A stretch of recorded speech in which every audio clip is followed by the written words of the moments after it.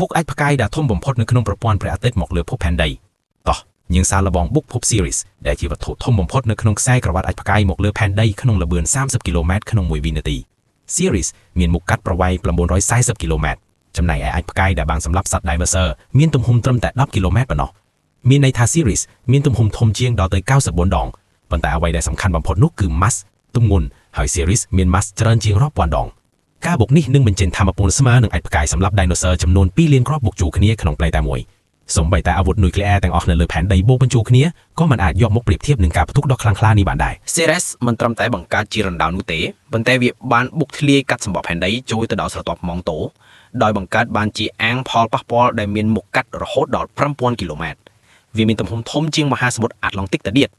ការបុកនេះនាំមកនូវថាមពលខ្លាំងជាងថាមពលនៃការវើជុំវិញខ្លួនឯងរបស់ផែនដីទាំងមូលដល់ទៅ2ដង